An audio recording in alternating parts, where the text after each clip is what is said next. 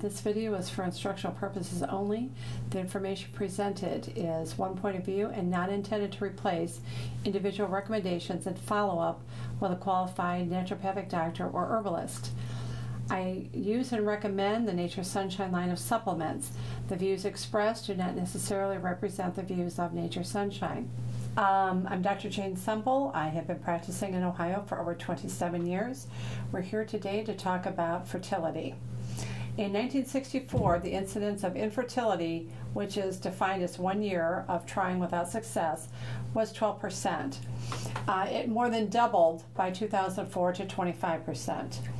In nature and in animals, we find that when food becomes scarce, fertility decreases. And I'm absolutely convinced that the majority of human infertility is due to poor nutrition, overprocessed, and fake foods. Some of the things that can cause infertility in women are either being under or overweight, also chronic vaginal infections, endometriosis, or fibroids. These are all very, very treatable through natural means. Please see someone locally. For men, a low sperm count of below 60 million, that used to be considered sterile. And now I see 40 million per ejaculate being considered within the normal range. A 35-year-old man today has half of the sperm count that by age 35, that his grandfather had at the age of 35. In addition to sperm count, we look at things like motility, which is the sperm swimming ability, and morphology, which is their shape. Drugs that are aimed at increasing ovulation are very, very dangerous, causing early cancers. So I highly recommend that you try the natural approach first.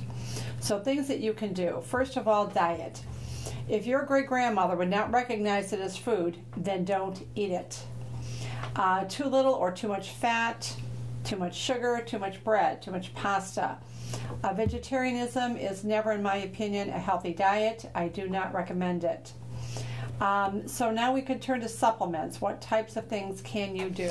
First of all, for women, a prenatal is the first thing that you want to consider, and it has to be a natural one. If you get it from a drugstore or it is a prescription, it is going to be synthetic. I do not recommend it. I have had women who had stopped ovulating in their 40s and did not go back to ovulating with a prescribed prenatal, but did when they went on to a natural prenatal. You always want to do some calcium magnesium. That is going to be very helpful for you and also to help the baby. Then red raspberry. Red raspberry is important for the uterus. It prepares the uterus for childbirth. It even can help with a little bit of endometriosis and fibroids, although again, it is not the only thing that I would suggest for a serious condition. You would see a naturopath for that. DHA, you can take it for fertility. I also recommend it all through pregnancy and breastfeeding. DHA is an essential acid that is an omega-3. It is specific to the brain. It will help your baby's brain development. If you're doing a basic program like this and you are not getting pregnant, usually 3 to 4 months, depends on how long you're willing to give it, then I would recommend you beef it up with maca. Maca has a long history of, and a lot of research on it, used in fertility. It works especially on the adrenal glands.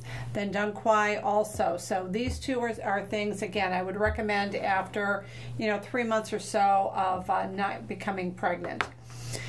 Men, remember that you are 50% of the DNA. It takes 9 weeks to produce sperm, so short-term diet and supplementation can assist you in passing on healthier genes. First, a multiple vitamin, and we would want a multiple vitamin without iron. Men do not do well with extra iron. So we want you to take a good natural supplement. Zinc at 1 a day will also increase the sperm count. And ginseng. Ginseng will increase sperm count and increase motility. There is a great deal of research on any of these supplements. And I have had some men that are so happy with the American ginseng that they continue to take it even after their wife is pregnant. Sarsaparilla is something also, if you have low testosterone levels, that sarsaparilla will help that. If you remember some of the old movies, some of the old westerns, when a young man would go up to the bar and he would order a sarsaparilla. And an older gentleman would say, well, sarsaparilla, that's a sissy drink. And exactly it is. It is to increase testosterone, and it was to help him to reach his manhood. If you're interested in fertility, I would suggest that you pick up my book, Fertility, A Naturopathic Approach.